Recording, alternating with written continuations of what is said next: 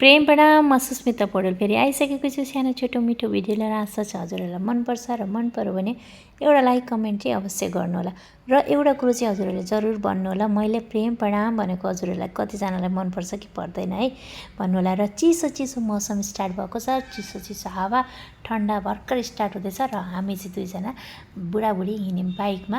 मैले चाहिँ हेलमेट लगाइसकेको छु। जाडोमा चाहिँ हेलमेट लाउँदा तातो तातो हुन्छ, राम्रै लाग्छ। गर्मीमा चाहिँ मलाई एकदमै हेर्न र मन पर्दैन।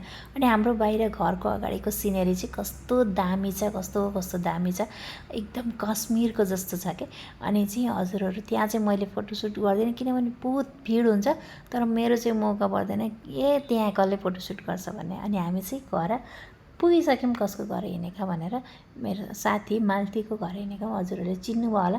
र यहाँ कसलाई चिन्नुभयो हजुरहरूले कमेन्ट गर्न सक्नुहुन्छ, कमेन्ट गरेर भन्न सक्नुहुन्छ। हामी चाहिँ ग्याङ जम्मा भएको छ यहाँ हाम्रो है। अनि यहाँ चाहिँ हाम्रो साथी छिन् अलिअलि बिमारी भनेर हेर्न पनि गएको होइन, किनभने बिमारी सन्चो भइसकेकी छिन्। बिमारी चाहिँ के हो भन्दाखेरि नभन भन्छन्। अनि यहाँ चाहिँ भन्न मिलेन है। अनि हामी चाहिँ जाडोमा गएको भनेर तातो तातो पकौडी चिया अनि हामी चाहिँ खाँदैछौँ। अनि मालतीले बनाएर रेडी है चिया पकौडा। तातो जाडोमा चाहिँ चिया पकौडा खान पाएपछि के चाहियो होइन साथीहरू, के कसो गर्नु त। अनि एउटीले चाहिँ हेर्ने, उनले चाहिँ खान्नन्। अब बिमारी भनेपछि यस्तो सब खानु पनि भएन होइन। अनि चाहिँ म चाहिँ खाने है, म चाहिँ खाने। अनि मेरो बुढा अनि दादा पनि त्यता बसेर खानुभएको छ। अनि अरू दुईटी चाहिँ पकाउने, दुईटी चाहिँ देखिहाल्नु भयो होइन। र कसको नाम जान्नुभयो भने हजुरहरूले अवश्य कमेन्ट गरेर चाहिँ नभुल्नु होला है। र अनि यहाँ चाहिँ अनि हामी खायौँ। अनि साथी चाहिँ यत्तिको चाहिँ हुनुपर्छ है साथीहरू। अनि साथीमा भन्दाखेरि चाहिँ साथी फ्रेन्डसिपमा चाहिँ इगो चाहिँ राख्नु हुँदैन है कहिल्यै पनि। इगो राख्यो भने चाहिँ त्यो दोस्ती लामो समयसम्म टिक्दैन। मैले जानेको कुरो चाहिँ हजुरहरूको सोच चाहिँ साथी दोस्तीको बारेमा के छ हजुरहरूले कमेन्टमा भन्न सक्नुहुन्छ। अनि यहाँ चाहिँ अर्की साथीले यहाँ ठेकुवाको लागि तयार पार्दै हुनुहुन्छ। हाम्रो मालतीले ठेकुवा बनाउन एकदम जोरदारसँग तयारी गर्नुभएको थियो, तर अलिकति कहाँ बित्तल पऱ्यो थाहा छैन।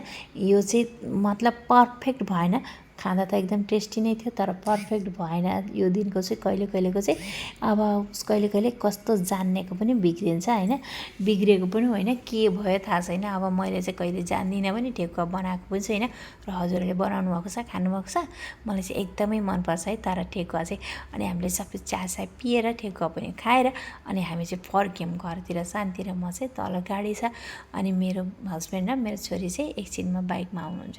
अनि त्यहाँ गाडी छ भनेर हामी रोकिराखेको छ भने हामी छिटो कुद्दैछौँ। हेर्नु न कस्तो पहाड माथिबाट। अनि यत्तिको साथी चाहिँ हुनुपर्छ है साथीहरू। यो चाहिँ हो अर्को दिन फेरि पकाएर अनि मलाई साथीले पठाइदिएर र मिठो ठेकुवाको लागि थ्याङ्क यू साथीलाई। यतिको साथी चाहिँ बनाउनुपर्छ है, खाँदा हिँड्दा जतिखेर पनि सम्झना आउने है। हजुरहरूले बनाउनु भएको छ कि छैन? छ नि बनाउनु भएको। हजुरहरूको बेस्ट फ्रेन्डको नाम के हो त्यो पनि कमेन्टमा अवश्य भन्नु होला है। र मेरो बेस्ट फ्रेन्ड को हो हजुरहरूले जानिहाल्नु भएको छ होला होइन। अनि र आजलाई यति नै। अनि फेरि आउनेछु अर्को भिडियो, सानो छोटो मिठो भिडियो लिएर। र अहिलेलाई सबैलाई बाई बाई है।